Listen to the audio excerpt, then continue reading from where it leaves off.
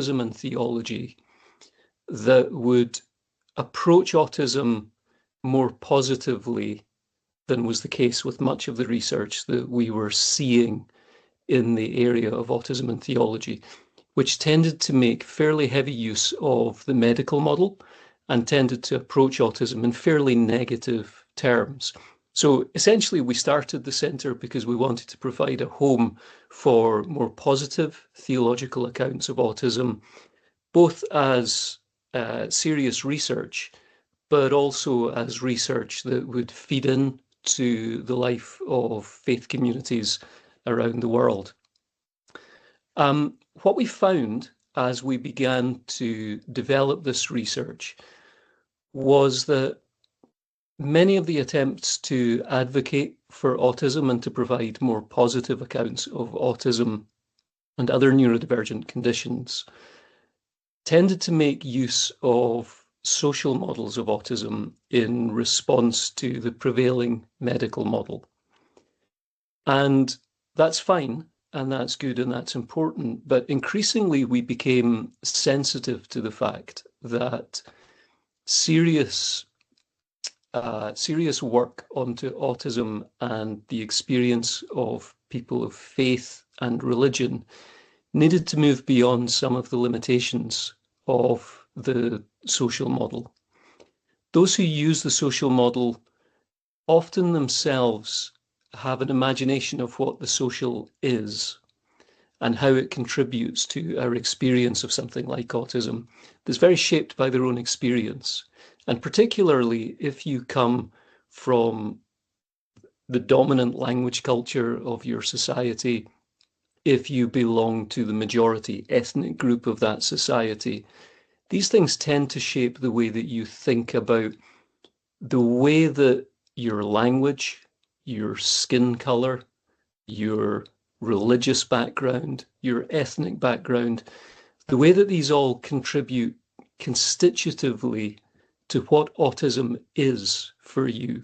So the way that we often think about autism and faith or autism and language is that these are different entities that come together almost like Lego blocks.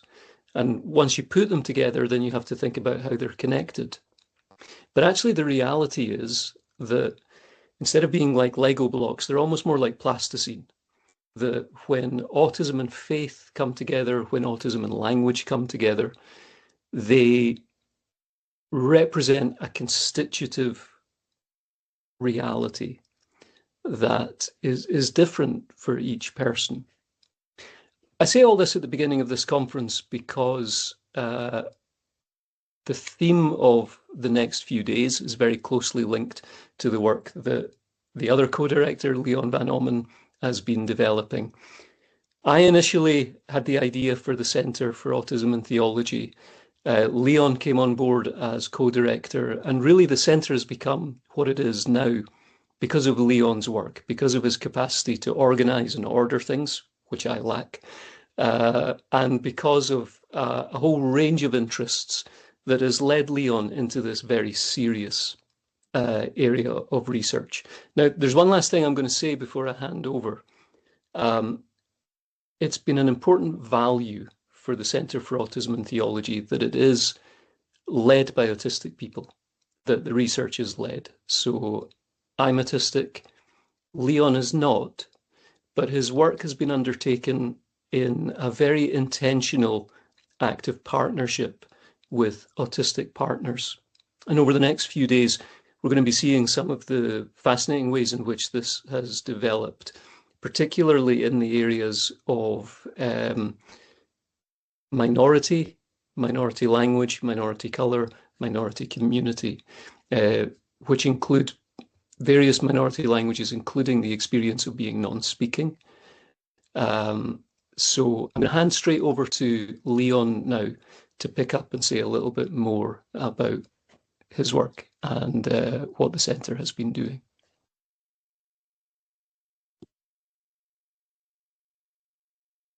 Thank you very much, Grant. That's wonderful. Thank you for that introduction to the centre and already a little bit of an introduction to the conference these days.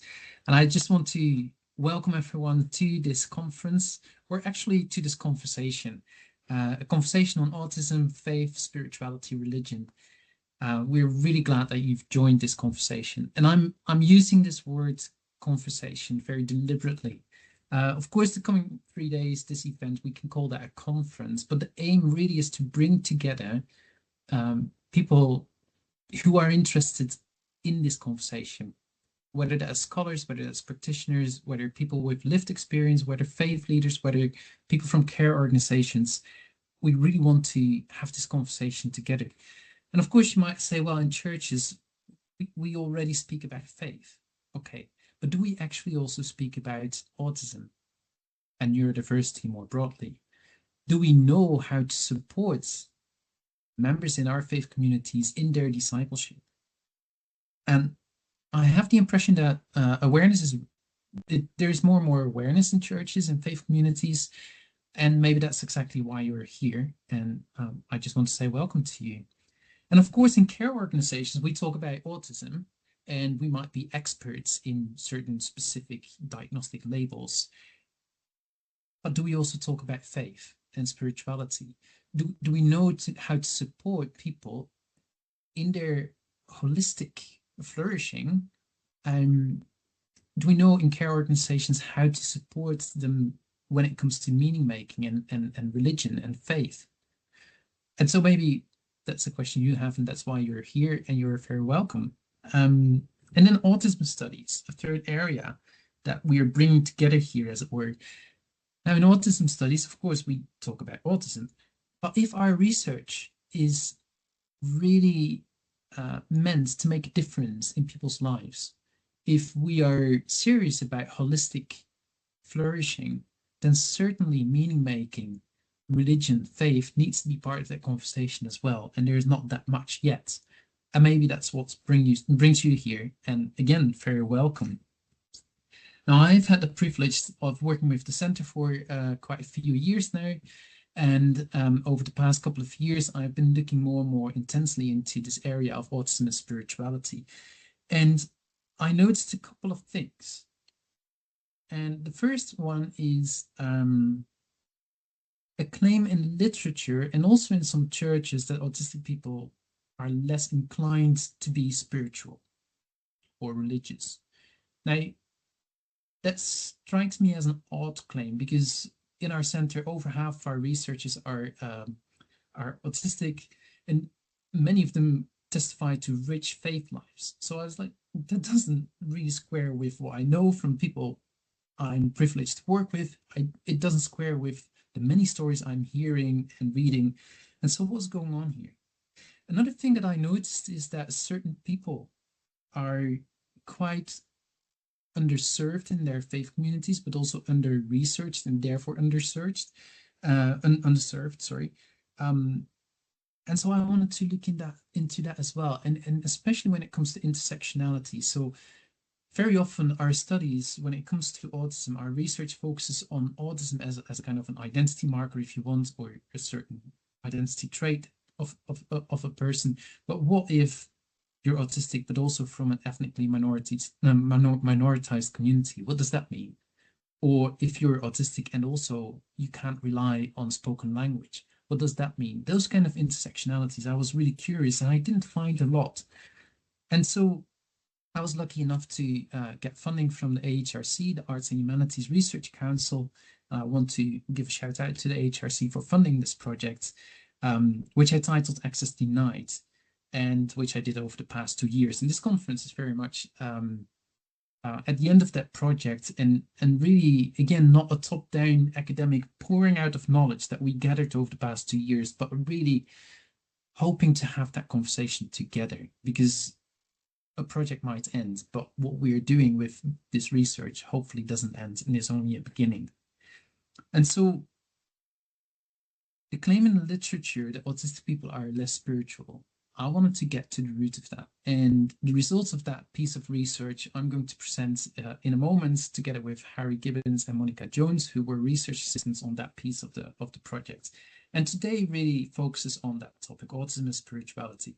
And so after the lunch, if you're in the UK time zone, I know that people from all over the world are joining, but in the UK, after lunch, we will have a panel with representatives from different faiths talking about autism and faith and their religion.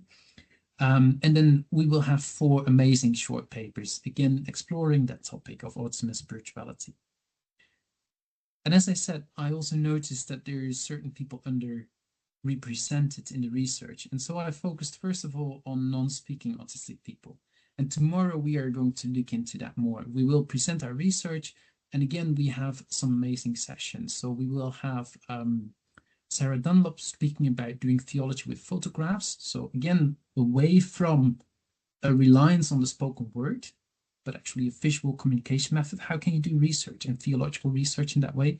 But also, and I'm really, really excited for this spoiler, we're going to do a soft launch of Talking Matt's spirituality and religion symbol set. So one of the methods I try to use for communicating is Talking Matt's, a communication method based on pictures, on symbols, in order to enable those who do not necessarily rely on spoken language to enable conversations with them.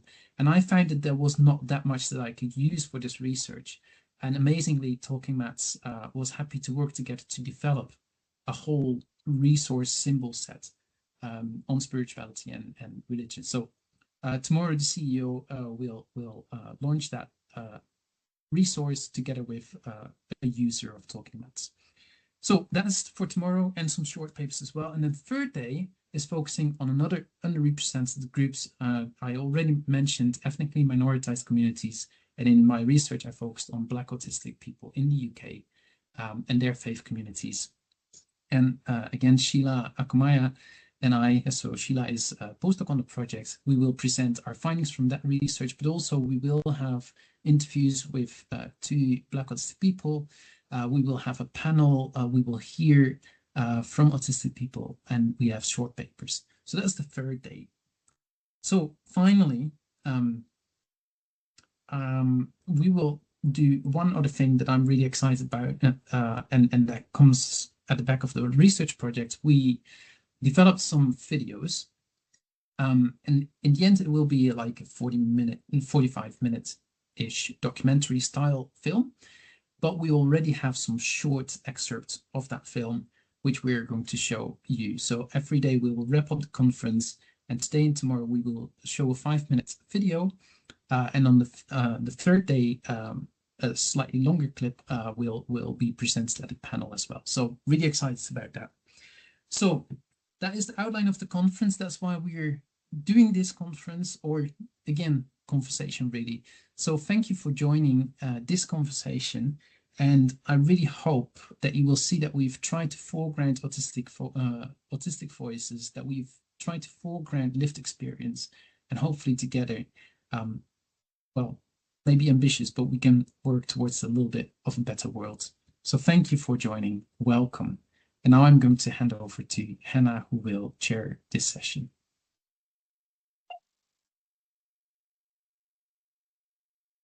Thank you, Léon and Grant, for introducing the centre and this conference that we're sharing in together today. So we move now into our opening session, which is called Spirituality Grounded in Autistic Experience. We're going to have a 30-minute talk. That will be followed by a 5-minute break. And then there will be the opportunity to pose questions to our presenters today. And we'll wrap up the Q&A session at 12:30. So to introduce the speakers for this session, you've met, of course, Dr. Léon van Ommen already. Léon is a senior lecturer at the University of Aberdeen and co-director of the Centre for Autism and Theology. His research is broadly focused on the worship lives of autistic people and their lives within their worshipping communities. And he's the author of a number of publications, including his 2023 book, Autism and Worship. And he's joined today by 2 of his research assistants. The first is Harry Gibbins, who's a doctoral student with the University of Aberdeen. Harry's own research project focuses on the experience of autistic people working in Christian ministry. And he's also joined by Monica Jones, another doctoral student who works with us here at the Centre for Autism and Theology, whose own research focuses on the social lives of autistic people, particularly when joining a new church community or a new Christian community. But today they're going to be publishing talking through some research that they've done together, which is about autistic spirituality. And so I'll hand over to them to share their 30-minute paper with you. Thank you, Hannah. Let me try to share my screen here. Just a second. Right, that should work. All right, good. Well, thank you again for joining today. And yeah, so this first session is about autistic spirituality. And I'm really glad to present this together with Monica and Harry, and I hope you will like it or find it informative. First of all, fidgeting, stimming, doodling, falling asleep, everything is allowed here. Listen to your body needs. An online conference or online conversation over 3 years can be quite tiring and exhausting. So listen to your body, listen to what you need, and it's absolutely fine to fidget or stim or doodling, and leave your camera on or off as you wish. So feel free. So just to give you a short overview of the presentation, first of all, we're going to look at that question of autistic spirituality and why that is problematized sometimes. Then that will lead naturally into the need for a grounded theory of autistic spirituality, and we will explain what grounded theory means. And we will present certain themes that we gained from that research, and then we will relate the themes to spirituality, literature, and some autism studies as well. And then, as Hannah said, after a 5-minute break, we will have a Q&A. So I hope you're still with us, and let's dive into this. So what's the problem? Well, in the literature, and that is mainly cognitive science of religion literature, there is this claim that autistic people are less intuitively inclined towards spirituality. To say it a little bit blunt, autistic people are not spiritual or are less spiritual than non-autistic people. Well, okay, that is a bit of an odd claim, as I already said in my introduction to the conference 5 minutes ago. And so we wanted to know more about what is exactly the claim there. And in a moment, I will say a little bit more about what is the core of the claim in the literature. But it's remarkable that it's mainly the cognitive science of religion that kind of addresses this topic. From a theology side, it's maybe addressed implicitly, but not that explicitly. And there is very little interaction between cognitive science of religion and theology, which is maybe something that we need to work on and get out of our silos and actually talk to each other. And that's what I want to do with this project as well. And so the findings from that literature, which is mainly based on quantitative studies, so surveys, questionnaires, etc., the findings are that autistic people score less high on questionnaires that relate to spirituality and belief. So they indicate less belief in higher powers, in gods, spirits, etc., than non-autistic people. And so the conclusion in the literature is that autistic people are less intuitively inclined towards spirituality or belief in supernatural agents. Now, what's at the core of this claim then? Here's the explanation. I'm quoting from a scholar called Noren Zayan, and he and his team did a lot of research, and this is an article from 2012 that is often referred to. And he says the following, and it's a bit of a mouthful, but I will explain what it means.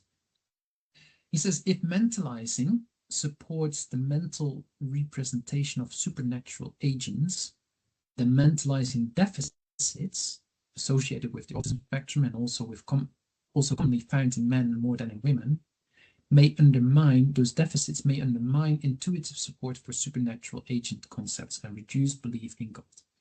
End quote.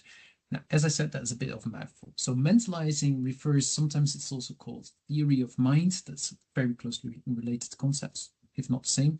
So it basically means that if I want to understand what someone else is saying to me, I need to be able to, first of all, realize that that other person has their own feelings, thoughts, dreams, intentions, emotions, etc. And then I need to be able also to understand what those are and how that affects the dialogue that we are having. Now, that's called theory of mind, or here it's called mentalizing. In the literature, there is a persistent claim that autistic people would lack a theory of mind, or that is diminished. And so that's the mentalizing deficit that you see here in the second line of this quote. Now, there's a lot of criticism on that theory that autistic people should lack theory of mind. So there's a lot to do here in terms of our research, but that is the claim, right? And so now the claim goes, when it comes to spirituality and religion, that if I cannot even understand a human person, another human person, in terms of their intentions, emotions, or especially intentions, thoughts, feelings, how on earth can I understand that an agent, like a spirit, a god that I even cannot see, that I would understand that they have particular intentions and all of that? So that's the claim here. If autistic people lack that theory of mind or mentalizing capacities, then surely they also would not be intuitively inclined to believe in gods and that whole thing, right? Okay, so that's the claim. I hope I explained that clearly enough for you to follow. Yeah, and then there is a second claim related. I don't have that here on the slide, but that is related to this or builds on this theory of mind, and that is the existential theory of mind. That comes from a certain scholar called Jesse Baring from a 2002 article, and he repeats that in books in 2011, 2012. And he says that that same dynamic also means that when it comes to supernatural agents, gods, spirits, and all of that, then autistic people, we see that autistic people are less interested in exploring why certain things happen. So say that I am in a car crash, and I come to the conclusion that that is actually God telling me that I need to look after my family better, whatever, right? Just as by way of example, right? Now, I'm going to look for the why. Why does this happen? And Baring says, the existential theory of mind says, autistic people are not interested in the why, they are only interested in the how, more in the mechanics of how things work. Now, I think that claim should be discarded. I don't think that is necessarily a good claim to make. And I think there's a lot of research that would kind of, go against that. But that's the claim in the literature. That's where this whole debate comes from, right? Okay, so that's the problem in the literature. Now, there is a couple of problems with those findings and explanations. First of all, there's what we can call definitional plurality. And so the definitions that are being used in the literature when it comes to spirituality and religion are just very, very different from study to study. So there is a question about what's actually being measured here. Another problem is that there is this heavy reliance on the theory of mind that I just explained, and that theory of mind, as I said, is being criticized. So basically, if your basic theory and explanation actually fails, then the whole explanation would fail. So that's the implication of that. Findings do not necessarily square with the many stories of autistic spirituality that we know, as I already mentioned. And some would claim that autistic people are rather more spiritually inclined than non-autistic people, for example, Olga Bogdashina. So there's actually a counterclaim in the literature as well, which is very interesting. Now, if you analyze the literature, one thing that is really striking is that autistic voices are largely missing from this body of literature. So say that there is about 25, 30 articles that are kind of core to this debate. Most of them, well, half of them are quantitative studies, half of them do not include empirical research. And there's only three, I think, three authors who have done qualitative research. that means really listening in depth to autistic voices. So the autistic voices are largely missing from the conversations. So there's a need for including and starting with the experience and views of autistic people themselves. For me, that's a no-brainer, right? And that is exactly what we tried to do here in this project, because that was so striking that those voices were missing, that we decided to do a kind of a spin-off project. It was not really planned originally, but we wanted to start with autistic experiences, and we did that methodologically in terms of what's called a grounded theory. So it's building a theory of autistic spirituality from the ground up on the basis of interviews that we did with autistic people. And so we did 31 interviews, and we analyzed that, or did use the grounded theory methodology. Right, and now I'm going to hand over to Monica and Harry, who will talk you through the themes that we found. And so the themes are building that theory, that grounded theory of autistic spirituality. Harry, Monica, over to you. I think it's Monica first. It's me first. Thank you very much. So a ground theory often results in these kind of maps. So you're going to see at the start of each of our themes a visual map, which will hopefully help you understand how we came to the concepts that we're going to talk about. The first of our 4 themes that we identified was conviction, which can be broadly summed up by 2 codes that we created fairly early on. I am right and I am doing the right thing.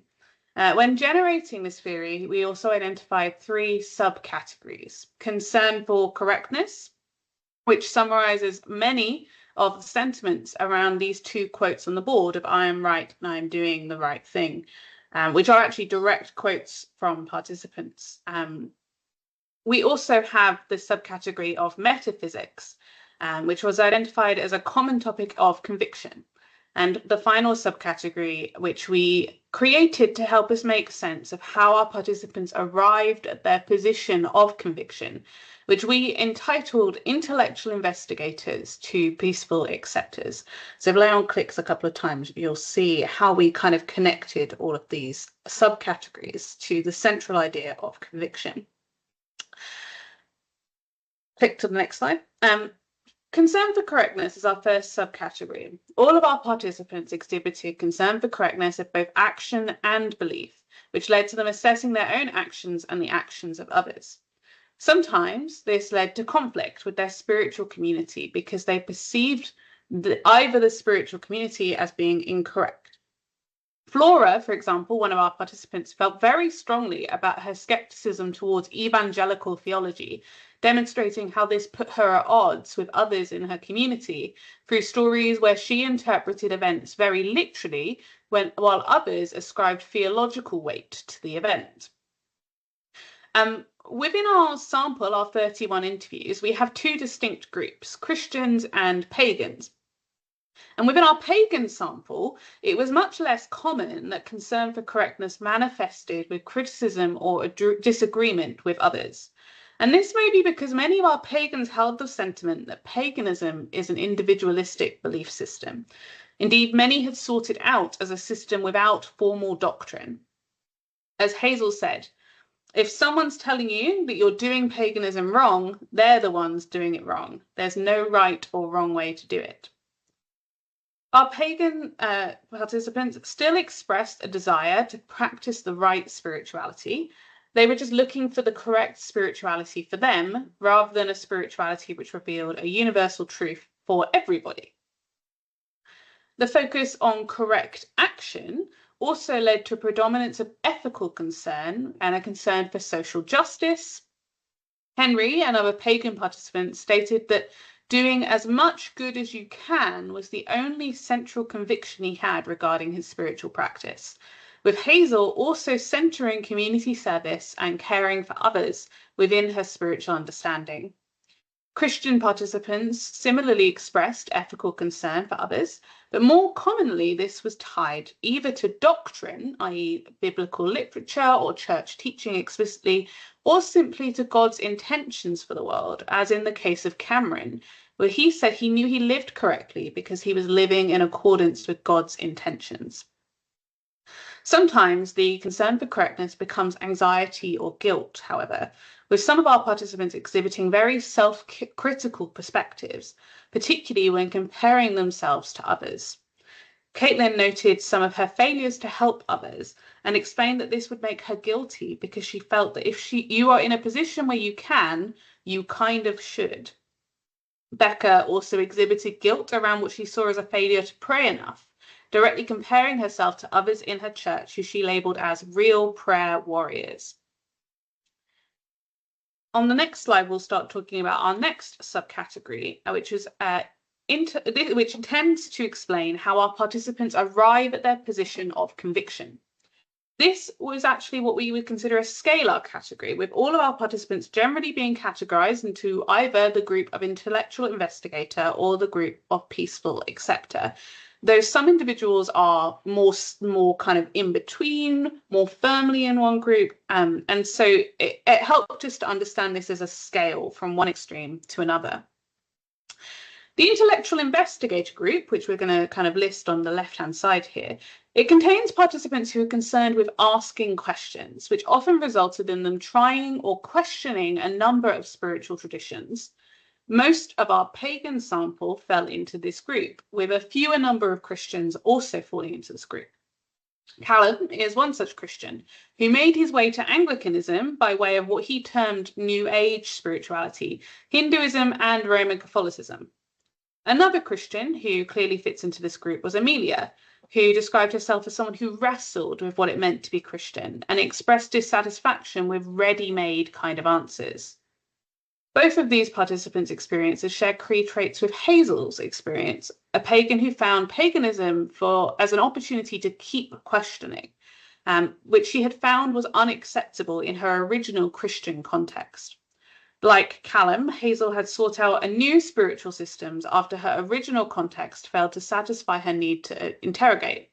Like Amelia, she needed a system in which she could discover her own answers and in which going against the norm was normal.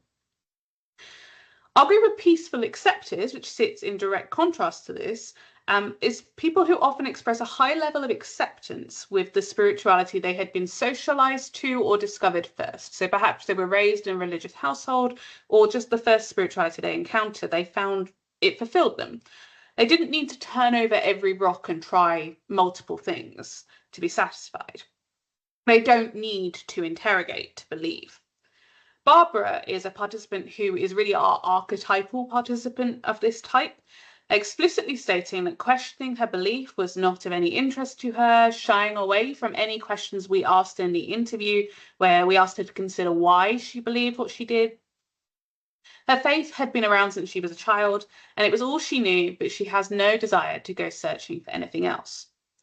Carrie, another Christian participant, gave us some great quotes for this idea of peaceful acceptors, including, "I've never not believed, and I've never had a reason to doubt my faith." Interestingly, we note that our peaceful acceptors, like Barbara and also Becca, another Christian, found it easier to talk about dense theological concepts with confidence.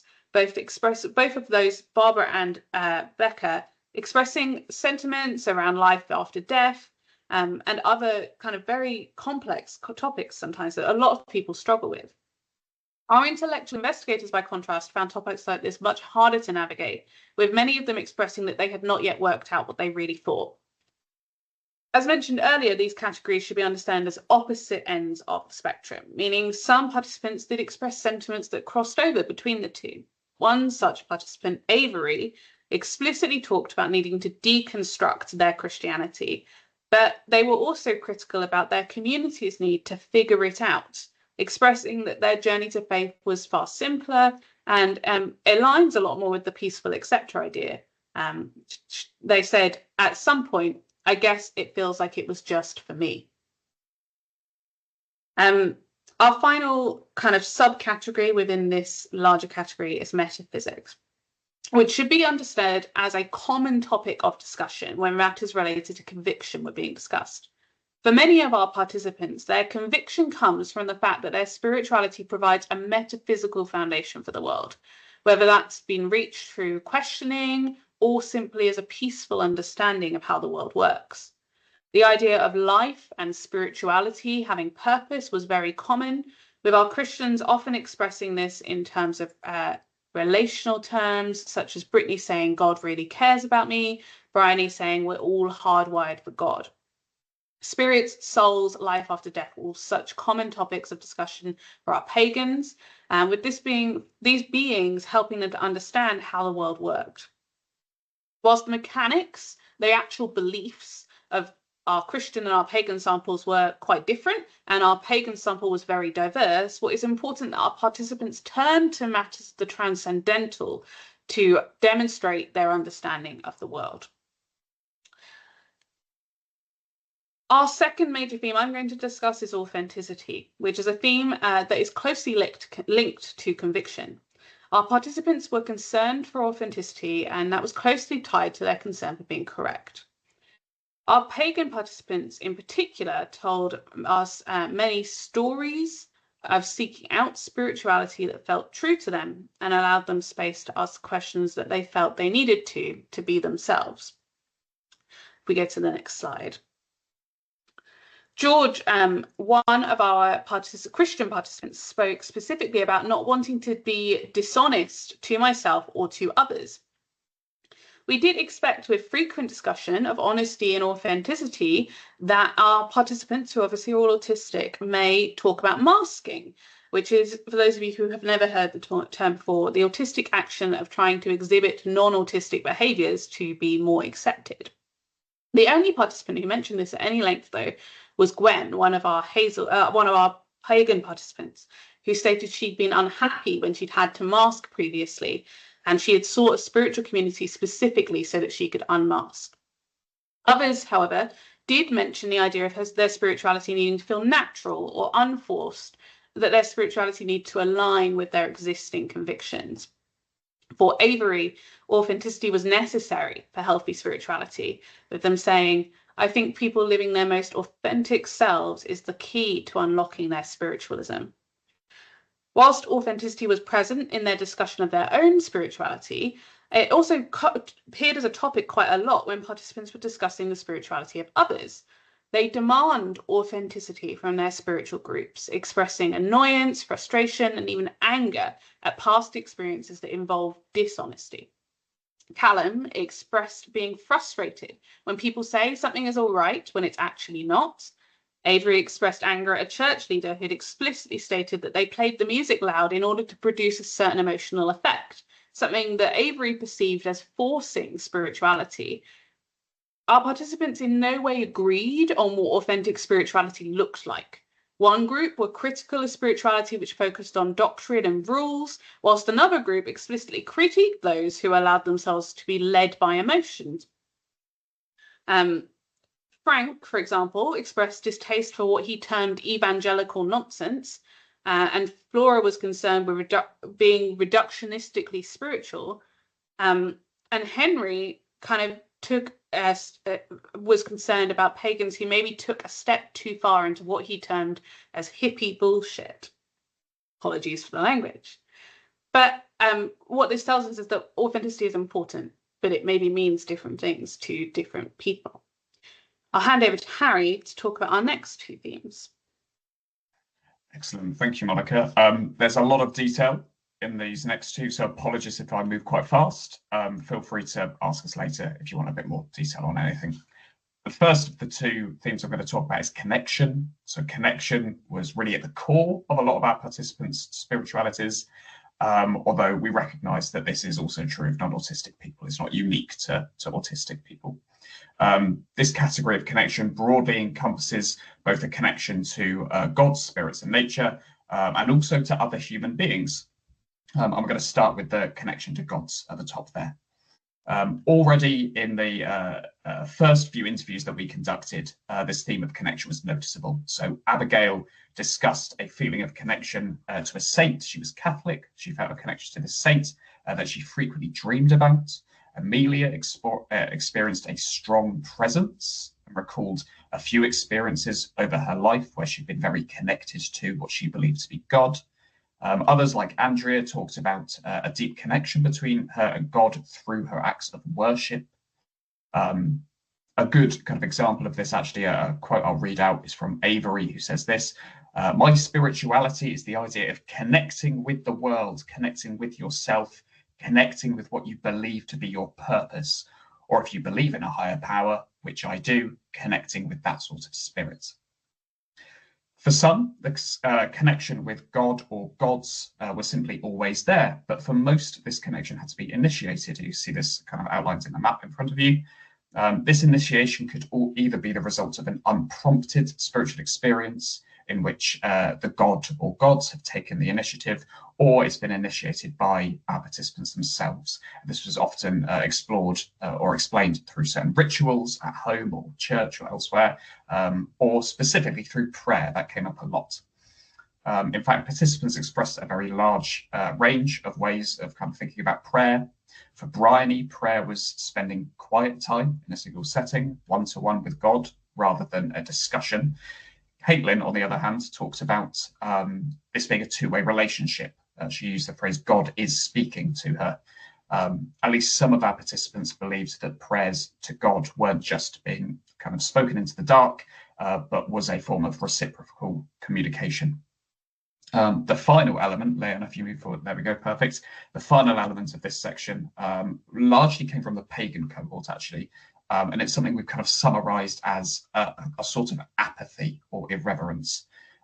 For example, Leah, when talking about her previous Christian faith, since she had moved away to that and into paganism, she said, and apologies for the language again, she said that the Christian God sounded like kind of an arsehole, and that she no longer wanted to honor him. She has this apathy about that particular belief system.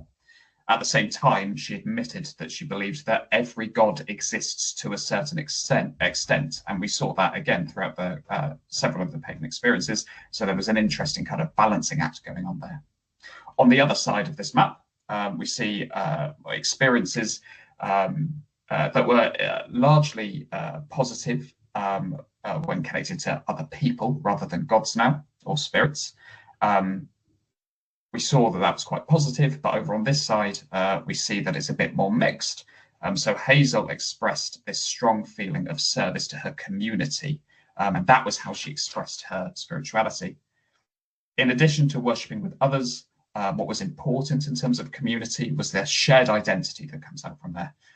So Avery identified that her beliefs wasn't just about a community that comes with church, but a community that comes from all Christians across the world. That was really important to her. On the other hand, Kayla recalled how important it was for her to find people who were like her, people like me, she said, and how that helped her feel like she wasn't alone. Finally, not all participants expressed this desire for community. And some thought that connection in terms of a shared spirituality was simply impossible. See that at the top there in that top right corner, given that spirituality is so personal. Jeremy really explained this quite well when he said this: the only person who fully shares my spirituality is me, and I might disagree with myself on a daily basis. So if we move to the next slide, Léon, I've got just a quick summary. Yes, so it was a very broad category, and we see this in connection with gods and other human beings. Next, perfect, yeah. We saw that there was this repeating focus on community from both Christians and pagans, but they were quite distinct in the ways they demonstrated that. And then last one, please, Léon. And yes, there was this large emphasis on prayer as well as a way of communicating with gods. On to my second theme, we've called spiritual experiences. So when participants told us about their spiritual experiences that they had, for lack of better words, this usually came about in a resulting mood, a result from having that experience. This usually concerned a deeper connection to a god or gods, but also enveloped into sort of gaining a deeper understanding or knowledge or inspiration about their spirituality. An example from the pagan sample illustrates this well. So Gwen spoke about her experience of first encountering Odin, who is a god of the Norse pantheon. So in her experience, Odin spoke to Gwen by means of pictures that had been pressed into her mind, specifically that of ravens, which is a very common symbol associated with Odin. This struck Gwen as unusual, as she'd been previously quite skeptical about this sort of belief in the Norse pantheon. She even described herself at one point as being an atheistic pagan. However, Gwen identified alongside this how she also had something she called aphantasia, which is a condition associated with not being able to kind of visualize a mental image, meaning that this held a lot more weight. This must have come from somewhere else. That legitimized that experience. Alongside these kind of experiences, like what Gwen has described and others, was this idea that this transcends the normal limits of human experience. You see that at the bottom left there. Jeremy, another pagan, was not seeking out gods, and yet again Odin kind of pushed into his life suddenly and caused him to branch out from what he believed to be his kind of natural, normal spiritual ability into this kind of surpassing of limits.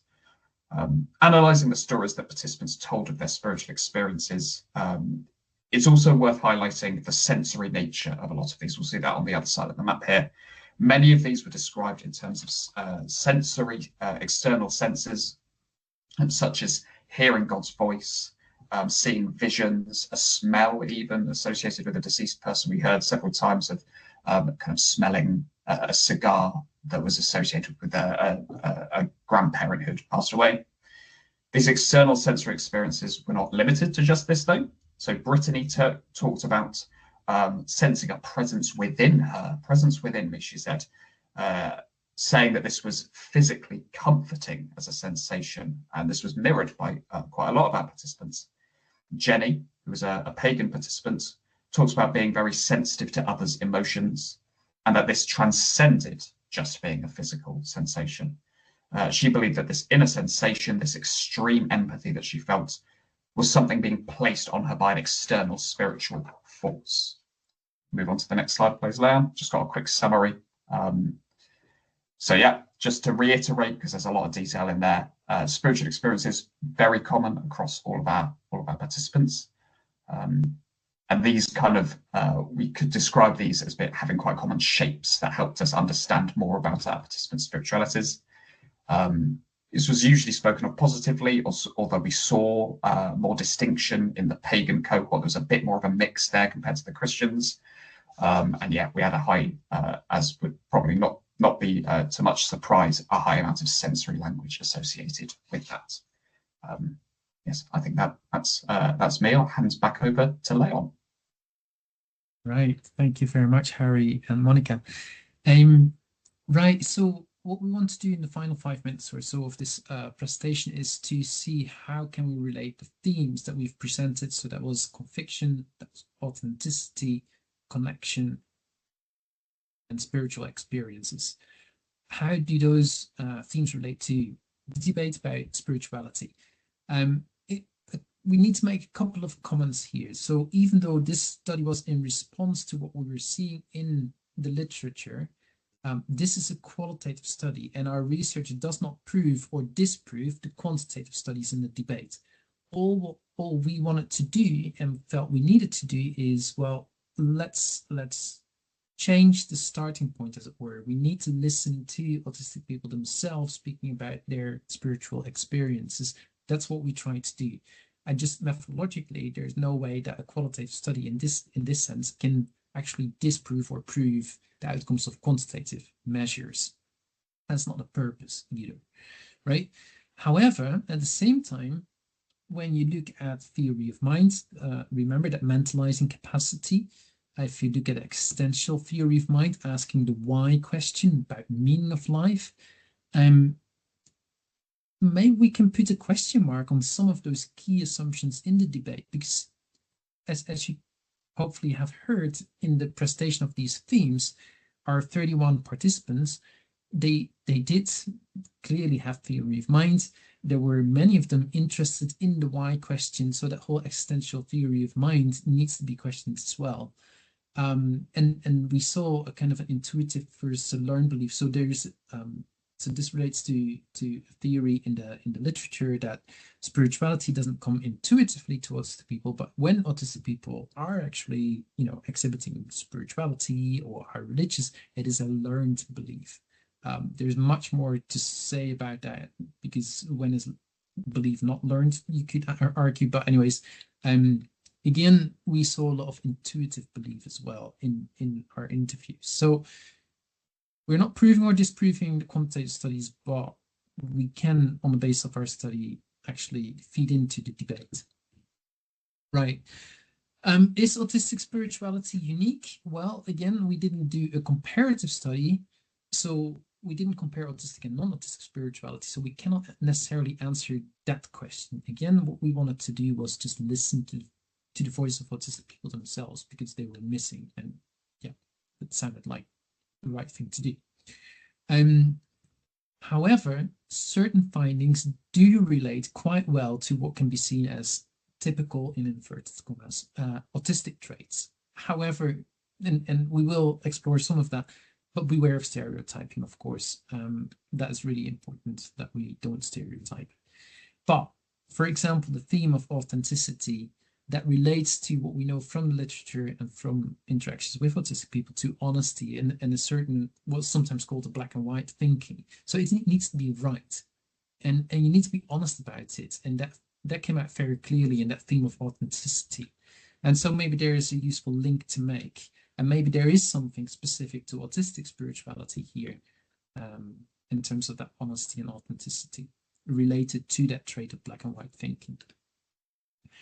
The theme conviction could relate in some cases to analytical thinking or systemizing.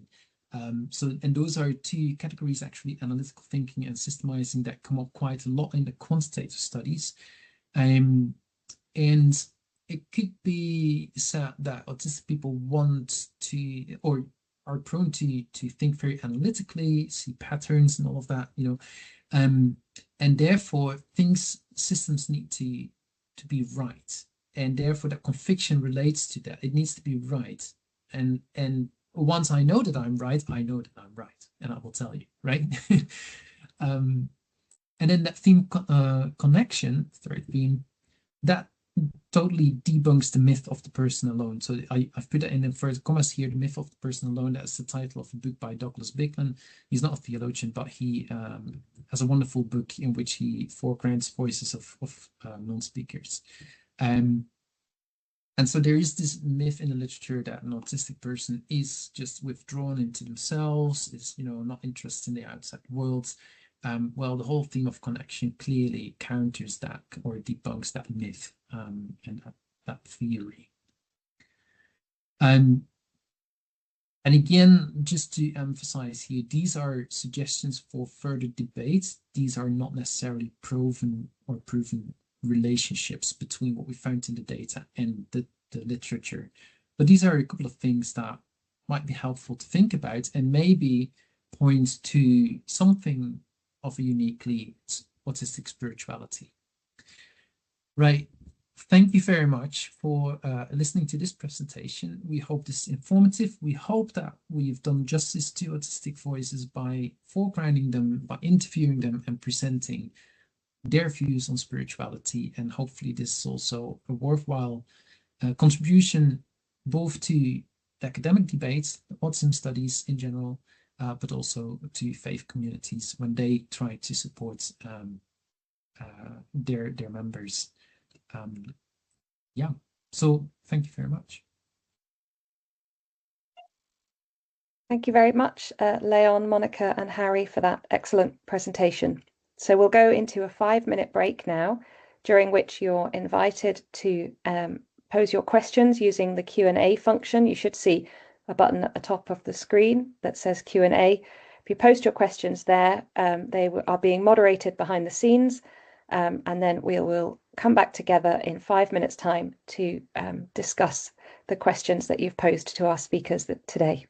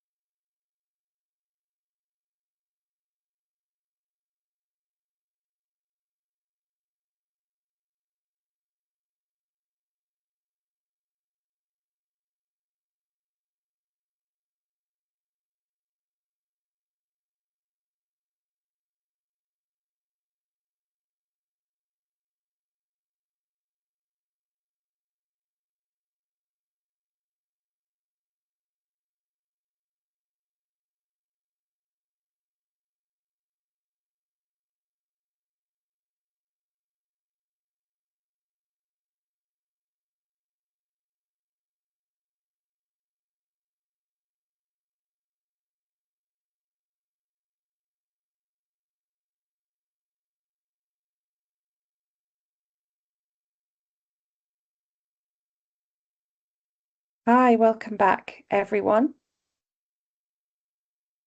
We're just going to move into a bit of time for Q&A now. We're just trying to resolve a minor technical difficulty behind the scenes. So while we do that, I'm going to pose the first question to our speakers myself, which is just to go around each of you and ask if you could share in a couple of sentences what surprised you most about this, the outcomes of this research, what came up in the data that really surprised you, that you weren't expecting to see. So, Léon, if we come to you first with that. Yeah, that's a great question. Thanks, Hannah. I think what surprised me in a way is the spiritual experiences. So when you look into literature, there is some people who will say, yeah, of course, autistic people can have spiritual experiences and all of that. And some would even claim like, yeah, they're prone to have those experiences. What I didn't expect is that, like, I think all but one participant were able to talk about those experiences. And what struck me really is that very often those experiences proved to be life-changing.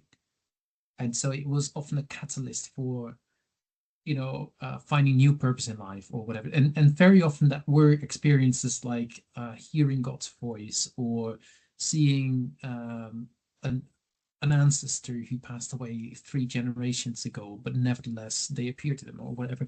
We heard a lot of these stories, and even though I expected some of those stories, I didn't expect that virtually all participants were able to talk about those experiences.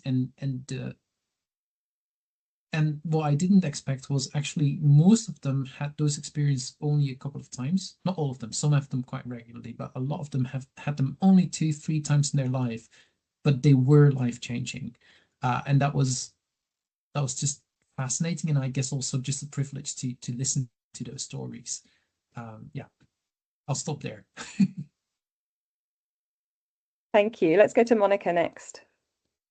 I think it wasn't exactly surprising, but I think one of the things I found most justifying, gratifying, how many of our participants expressed this sentiment of being happy or not happy, but being able to deal with the unknown. And I think sometimes there's this assumption that autistic people really can't deal with unknowns, can't deal with confusion, or if there's no clear understanding. And I think it's interesting how many of our participants had managed through spirituality to get themselves to a place where they could sit with something that they couldn't find the answer to quite yet, and satisfy themselves with the idea that they might find the answer one day, or that maybe for some of them God was the answer and therefore they weren't going to know everything. And I think I found that really, it was a kind of thought I had in my mind before we started, and the fact that so many of them were like that. I think it's a great example of what spirituality can provide to people. So yeah. That's brilliant. Thank you, Monica. And Harry, same question to you. Hello. Yes, most surprising, I think, is how I guess both of our cohorts, our Christians and our pagans, both dealt with kind of spiritually informed anxiety. So it was quite common for them to talk about kind of having a worry. We kind of saw that when Monica was talking about the peaceful acceptors and the interrogators, the questioning interrogators as well, how they dealt with kind of like a not knowing or knowing that they're or desiring something more. So from the Christians, we would hear about from the Christians, we heard about how they would be kind of anxious about whether they're doing the right thing a bit more than the pagans did. Yet the pagan cohort, pagan sample, talked more about this recognition that they perhaps didn't have a community or not a formal community in the same way that we would expect Christians to have a church. And yet there was a real desire to find that because of the lack of doctrine that's kind of implicit to paganism, that made that more difficult. There isn't just a kind of a default option. I thought that was really interesting that we sort of saw that across and yet expressed quite differently. That's great. Thank you so much. Okay, so I can now see the questions, and we can move on to some of the questions that are coming in from the floor, which is great. The first one, I think, perhaps is based around an assumption that people have been listening to three, what would be called, according to this terminology, neuromajorative researchers here, and that's of course not the case. So I wonder if you're comfortable as a team to speak about the mix of neurodivergences that are there amongst you, how you feel that impacted the research at all. And then, as the questioner says, I feel the atmosphere would have been more heated and defensive in a church context, asking some of these personal spiritual questions. So do you have any tips for how to have that conversation anyway, across neurotypes, in a way that doesn't censor or make anybody feel heated or defensive? I'm not sure who wants to speak to that first. I can speak to that a little bit. I think it's actually very interesting, the second part of that question specifically, thinking about our pagan participants, because our very first pagan participant, Harry, actually interviewed her, and she said at the end of the interview, she identified herself as a gatekeeper of the community, and she said, "Oh, I came to essentially test you guys to see if you were going to be respectful and if you were going to." Because they have bad experience with interviewers, researchers who really undermine their belief systems, make them feel like because they're not following a proper doctrine and they're not part of an established religious tradition, that they aren't good enough. And she said that she said to Harry that she found him really, found him welcoming, found our questions and our interviewing style to be something that was open to hearing whatever they had to say. And I think that maybe that is something that the church can learn from, in that I think sometimes the church does have, I say this as someone who is Christian, attends church regularly myself, I think sometimes the church does fall into the trap of having clear ideas of what we'd like to hear people say, clear ideas of what is the acceptable answer. And I think we need to accept the reality that if we're going to ask people about their spirituality, we're going to get really diverse positions on that, whether they are neurodivergent or whether they are typical neuromajority. So yeah, I think that is that's an important thing for maybe the church to be aware of.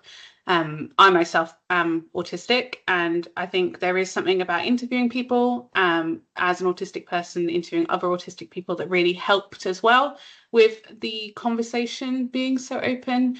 Although I chose not to openly identify myself as autistic to my participants, so I didn't open the interview by saying I'm autistic. But I know that Harry, you did, so I don't know if you want to talk about that a little bit. Yeah, I'm happy to. So I'm autistic, and I decided to, as part of my kind of opening, I'd say a couple sentences about what the participant could expect from the interview. So I'd say, we're going to ask this many questions, it's going to take this long. And in that, I introduced myself a tiny bit and said, yeah, so I'm a student studying this, and I'm autistic as well. I wonder if actually that just that small piece of information helped kind of demystify this idea that as researchers, we're there to find an issue in their story and then write about that issue.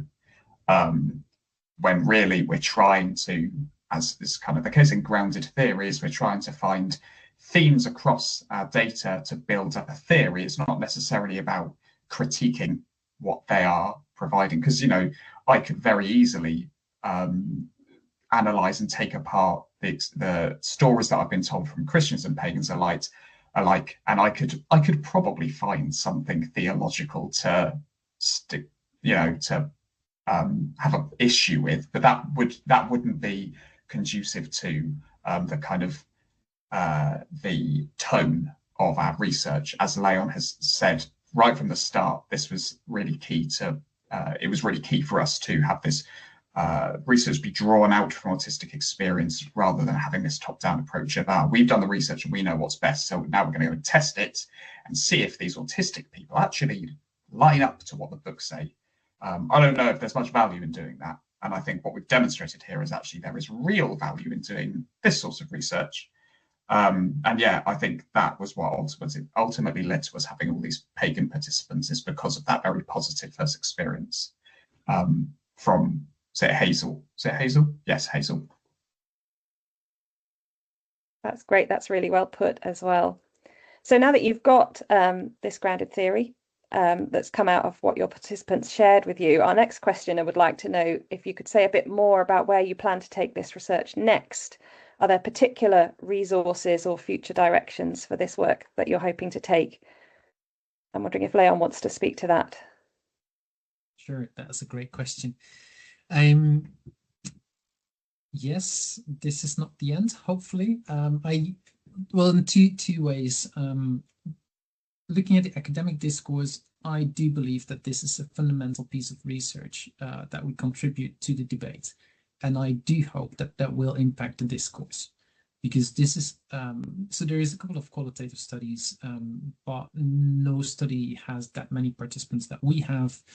And there's some differences. And so just in terms of debate, I hope that, it's a bit ambitious to say, well, this is going to make a massive difference, but maybe we can shift the needle a little bit and demonstrate by this type of research working. And come back to that first question about like it's a neurodiverse team with autistic and myself as non-autistic.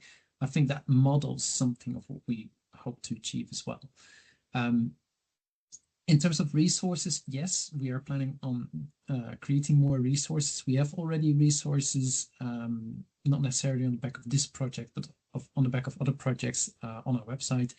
But yes, we are hoping to create more resources, and this study is definitely feeding into that. What those resources exactly are going to look like, we don't know, because we will talk to other organizations who already are developing resources. Like, where are the gaps? What is a meaningful contribution that we might be able to make? But I see this study really as part of a whole suite of studies that kind of all feed into resources that hopefully will help faith communities, care organizations, etc. That's great. That's super. Now, our next question is already turning into a bit of a conversation in the Q&A box between different participants. So this is obviously something of interest to a few people listening. And it starts with the point you make that this isn't a comparative study between non-autistic and autistic spirituality. But does this mean that there are studies out there amongst non-autistic people that could be used to kind of show what is specifically autistic? What's a specifically autistic characteristic, a specific characteristic of autistic spirituality from this study, looking perhaps if there are some comparable studies with non-autistic people rather than comparative. And then following on from that, there's a suggestion that does this study start to actually reveal some things about non-autistic spirituality? For example, the tendency of non-autistic people to talk about having a personal relationship with God in a way where those words kind of don't mean what they literally mean. The terminology used here is to suggest that it's fake or exaggerated, but perhaps we could put that more charitably as trying to put words around something that's quite difficult to put words around. Does this study sort of help to illuminate that in any way? I don't know who would like to come in and speak on that one. I don't know, Léon, do you want to talk about the comparative nature first? And I think then I can formulate some thoughts on the double empathy problem. Yeah, no, that's fine. Yeah, again, so it's not a comparative study. Am I aware of exactly the same kind of studies with non-autistic participants? Not necessarily, and I also don't know that those studies would necessarily focus on exactly that, the non-autistic part. So there will be studies, but a lot of studies do not necessarily ask for your neurotype, for example. So it would be quite hard. I'm not aware of any studies that specifically aim at the kind of the same questions that we have asked of our participants with the aim of finding out what does non-autistic spirituality look like. Now, we can infer a lot from the literature, of course, and that is a piece of work that we still have to do. So there's more to come, but yeah, I'm not aware of any studies that exactly do the same. And for a straight comparison, you would need that just in terms of methodology, because you need to compare like for like, of course. So that would be the first part of the answer. Monica. And I think so when Harry talked about connection, one of the things that we were quite careful to do was to not just look for very typical metaphorical language of connection. I think a lot of religion, like Christianity, is full of kind of these images of what connection with God might look like, all these metaphors of connection with others and being family in church and things like that. That's very close to my own personal research. And so I think one of the things we were making sure was that we weren't going, oh, well, this doesn't fit kind of our preconceived idea of what connection looks like. And so there is that element of this research of saying, oh, I think we did talk when we were doing the analysis about the idea of our participants maybe being more willing to say to us, oh, I can't do this fake thing that everyone else is doing, or saying, I don't feel it like I feel like I'm meant to, but I do still feel it. And so I think there is a level of that going on. But again, to actually specifically be able to say, oh, is part of what's going on here a cross neurotype communication deficit or communication problem, which is essentially what the double empathy problem is not something that we can necessarily measure. In fact, even more so because the two interviewers were both autistic, and so there was no cross neurotype communication happening in the interviews. So actually, there isn't even within our data set that dimension, if that makes sense. Hopefully that answers the question. That's great. I think we can already see that that's a conversation that's going to be ongoing in the Q&A box there. So we'll leave that one to continue and move on to our next questioner. So you've explored this interaction between theory of mind or mentalizing and the engagement or communion with God or the divine. And obviously your research has really challenged this assumption that both theory of mind and spirituality work only through mentalizing processes. So the questioner asks, are you being too apologetic about the significance of the fact that your research shows this? Is it actually uncovering an unhelpful assumption that governed much of the quantitative work that had already taken place in this area, this assumption that the two things are somehow linked? Harry, do you want to speak to that? Could you repeat the question? Yes. So do you feel that this research has uncovered a bit of an assumption that was governing the quantitative work that had already happened previously, that was perhaps a false assumption that what it means to commune with God or to engage with God is all to do with one's mentalizing processes? But did your participants really express other ways in which they commune with God that were not really to do with the mind at all? Yes. So I think what we have discovered certainly, I guess, complicates it. I don't know if I would say it solves any problems or anything like that, but it provides us with more nuance, certainly.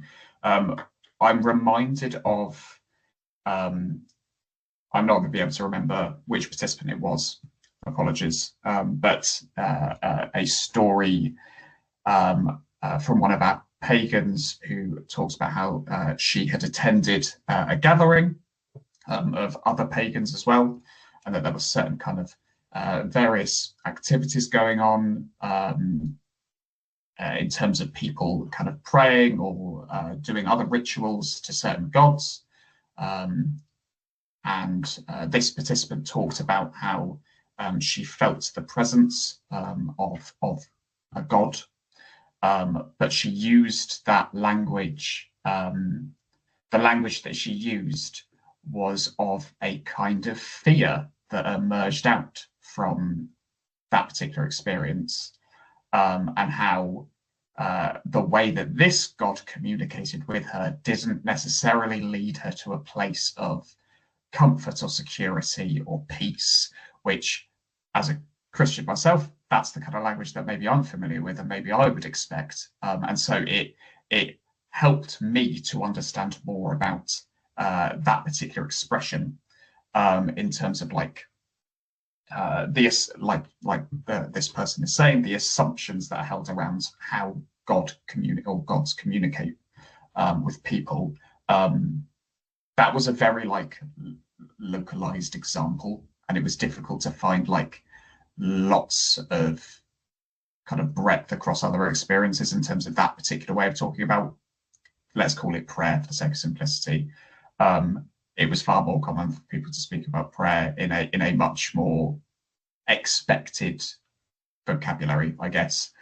So whether that means that being autistic is what is kind of problematizing that, I'm not sure. We did definitely, there was a little trend in the Christians in terms of a pushback against evangelical models of Christian belief, Christian theology. Again, it's hard to say on such a small sample whether that's an autistic characteristic, but it was there. It was there. I'll leave it at that. That's great. I mean, this is always the difficulty of qualitative research, isn't it? Is that you've always got a small sample size and you can't necessarily make generalizations, but no, that's great. So our next questioner talks about your idea of this spectrum between a peaceful acceptor and an intellectual investigator, and asks, did you actually encounter some people who, in a sense, are both and? They hold on to a sort of firm foundation, a foundation of an acceptance of faith, but then from that base act as an intellectual investigator as well. So did you encounter any participants who were like that? And if you did, how did you categorize them? We definitely did. I think one of the things that when we identified these two labels quite early on in the analysis process, and then realized that they were maybe a scale rather than being two categories that didn't overlap and didn't have any interaction with each other. And I think as I tried to indicate, I think these were intended as categories that capture how you reach the point of initial conviction, the point at which you say, I am done, this is what I'm going to believe. And there may be some adaptation to that. I think especially in our pagans, we encountered a lot of them who, once they'd found paganism, they were like, this is my understanding of the world. But they recognized that they may have future encounters with perhaps spiritual encounters or just encounters with other pagans, and that it was an ongoing conversation. But that didn't necessarily mean that they had this drive or need to constantly be digging, that they were, if they encountered something new, they were happy to integrate that into their system, but that they weren't looking constantly for newness, if that makes sense. So that's kind of our difference between the two categories, and they do definitely overlap, and we definitely encountered, I think Avery is a good example of that, of someone who really, their journey to faith was that getting to a state of peaceful acceptance that didn't require digging. But then since that time, they have started asking questions of the faith system. They have started kind of saying, oh, well, my beliefs are pretty set, but everything else that comes with it is something that I want to question and investigate. That's great. And just to follow on from that one, the category of pagan in the research, was that defined by people self-described as pagan, or did you have criteria for that? Léon, do you want to speak to that? Yeah, that's a quick answer. It was people self-identifying as pagans. Actually, as a funny anecdote, I was talking about this research with a couple of months ago with a Christian, and I used the word pagan just because that, that's the word we are using constantly in this research, because that's how the participants self-identify. And he said, "Oh, that is really strong biblical language that you're using there. You shouldn't do that." And I was like, "No." It's actually not that what I mean. It's really the participants themselves, and sometimes with subcategories or particular like Norse paganism or hedonism sometimes. But yeah, the overall category was pagans, and that was what they called themselves. Great. So we're just coming towards the end of our time now. So looking for a brief answer just to this final question, which was that obviously research with children and into children's spirituality, notoriously complex area due to ethical limitations and so on. But one questioner asks, are young people often deemed disruptive by asking questions, getting shut down during the period when they would normally be being socialized into normative expectations of their faith communities? So is it possible from your research to make some inferences about childhood spirituality amongst autistic people? Did your participants say anything about that was particularly illuminative, perhaps reflecting on their own experiences? Harry, I think you're nodding. Do you want to come in on that? Yes, I'm reminded of the fact that a really common experience across our pagan cohort was that they started as a Christian. They were either brought up Christian or they were a Christian, and then they started questioning their faith. There was a bit of pushback from maybe their church community or their parents or religious leaders. And that was the kind of genesis. That was the first domino that eventually led to them becoming a pagan. I think it's really interesting that that was so common. Very selfishly, that makes me question my practice as a Christian as well, and the way I talk about faith, and how, as someone who's done a lot of youth work, how I talk about that with young people as well. But it was just interesting about just how common that was and how keen our participants were wanting to make that clear when they were talking to us. That's great, and perfectly to time. So that's all we have time for this morning's panel. But thank you everyone for joining us and for engaging with the Q&A. So we'll take a break now. If you're in the UK, it's a lunch break. If you're somewhere else in the world, it's whatever break you like.